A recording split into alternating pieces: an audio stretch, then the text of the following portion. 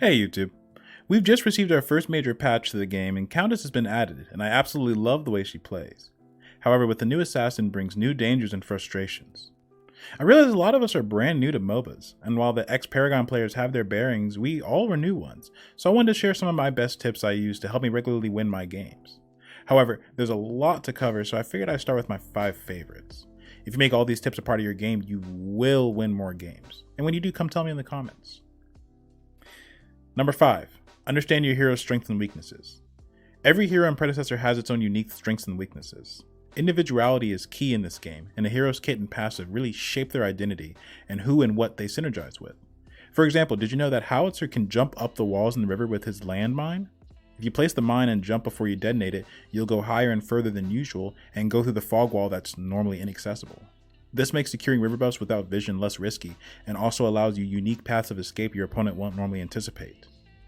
Speaking of your opponent, number 4, know your opponent.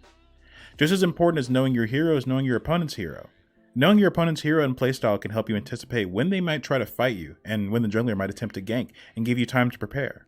For instance, Belica is very good into Crunch because of her knockup and her drone. Crunch has trouble dealing with both of these abilities. However, if Belica misses her knockup, Crunch can go ham and try to kill her before the drone depletes his mana. Most characters in this game have interesting dynamics like this with each other, which adds quite a bit of depth to the combat and matchups. Number 3. Control the minion wave. Another element that adds depth to the combat you should pay attention to is the early game minions. Unlike in Overprime, the early game minions and Predecessors stand for their team, fighting to the bitter death if you so much as breathe on their senpai and lane. So just like r/anime fans. This makes it so generating an advantage in the minion wave can create space between you and your opponent, while also making it harder for the jungler to gank you.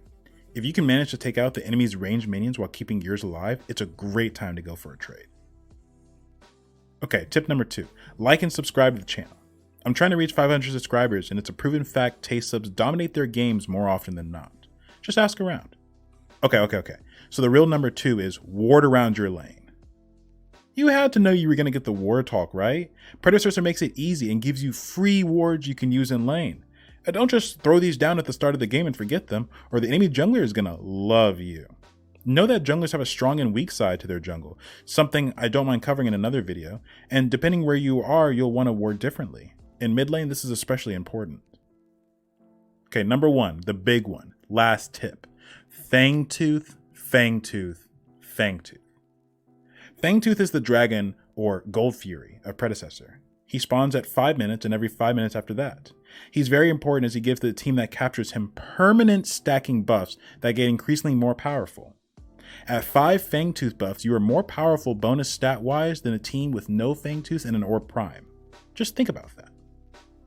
Anyway, thanks for watching, and if you have any tips of your own, please leave them in the comments, and I can do a part 2 to this video. Thanks again.